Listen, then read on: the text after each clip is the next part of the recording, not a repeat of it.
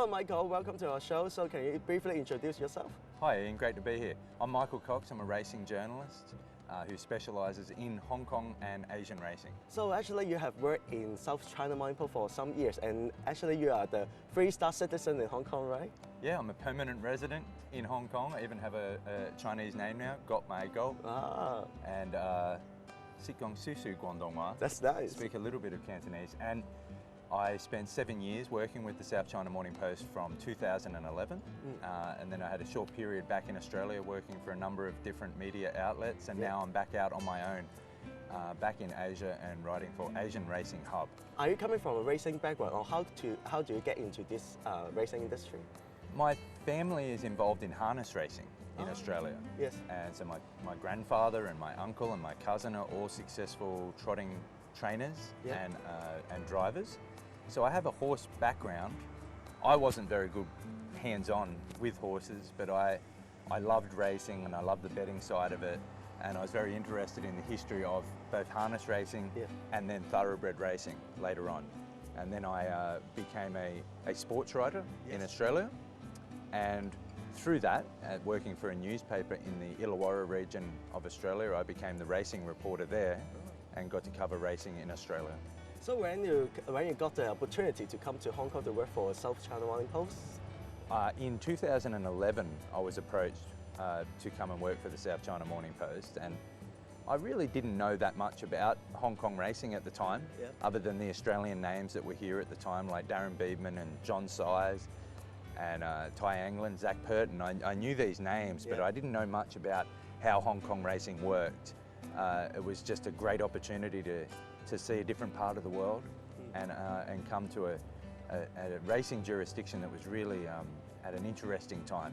So I like your column because you put a lot of different factors in your content. Yeah, it's something that I tried to do when I started writing a column in 2012, was try to bring some humour and some just something different. And that was a time when the online coverage was becoming more of an emphasis on online coverage.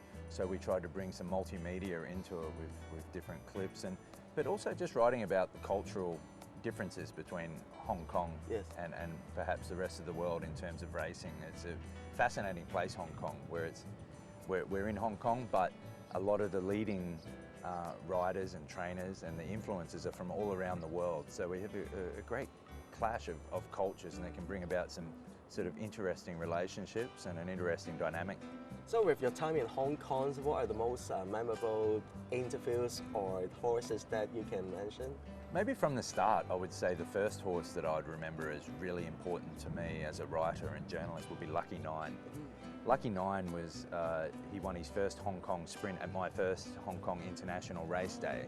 And he was such a horse that he had a lot of character.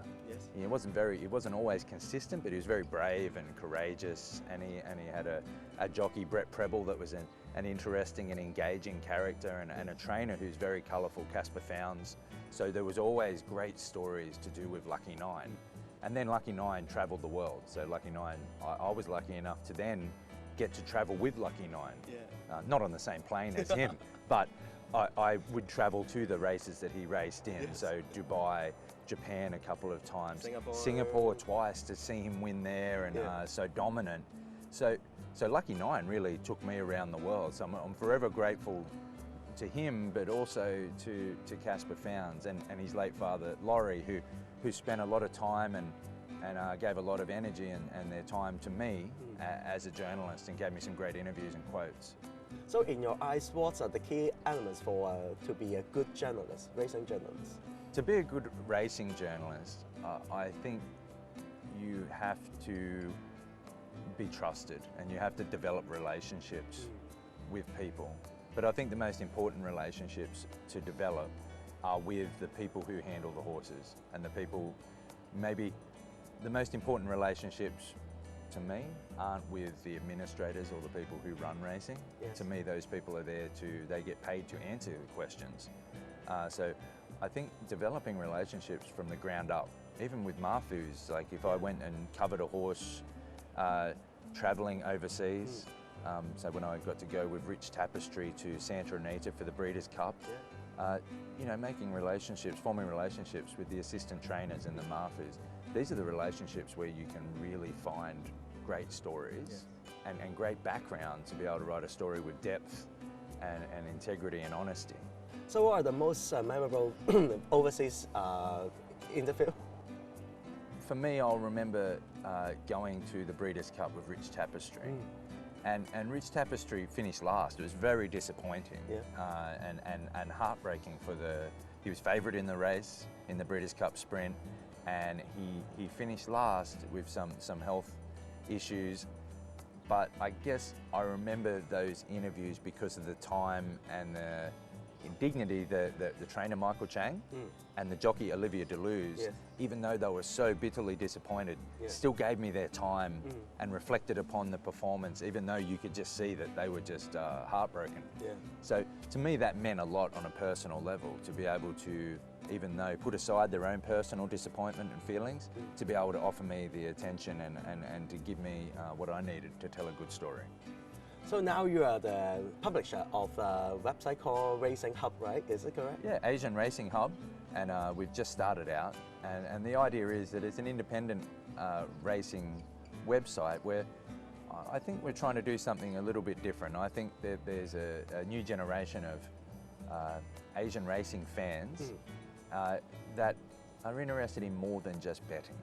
They're interested in more than just tips. They want to know the story behind the story. They want something with some depth and analysis, and that's what we're going to strive to bring in a dual language format. So we'll have both English and traditional Chinese platforms, and we won't just write about Hong Kong. We'll write about Australian racing and Japanese racing, because there's been in my time in Hong Kong since 2011, there's been the simulcasts that have been brought in for Hong Kong people to bet on in their own language, horses that are given Chinese names and jockeys with Chinese names, and also the success of the International Jockeys Challenge and the Hong Kong International Races.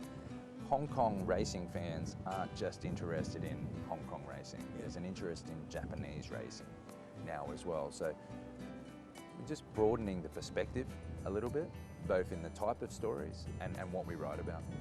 So Michael, you have been in Hong Kong for more than 7 years, and I can say you're the witness of the growth of, or the standard of Hong Kong racing, right?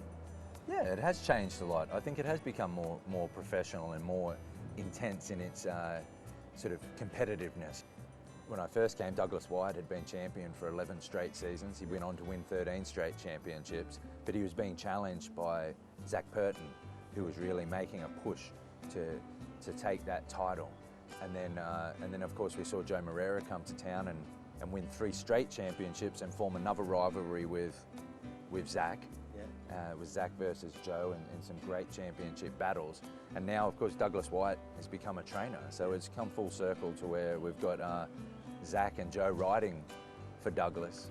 So that it makes me feel like I have been here for a period of time that's stretched across maybe a generation. So what attracts you the most about Hong Kong racing? I mean the horses or the people that you're surrounded? I love the horse.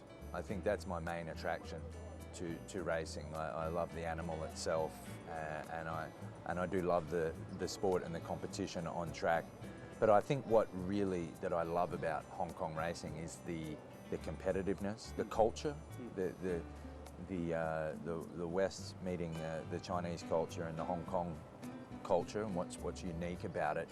And also because it's so small and compact, the relationships and the rivalries can be very intense, and the personalities develop in a way that maybe in other jurisdictions in Australia there's many racetracks and many trainers, whereas here the focus is on just a very few trainers and jockeys, and they all have to basically live near each other. They all have to deal with each other every day, and it can be very intense. And I think it makes for good storytelling, because sometimes not everyone gets along.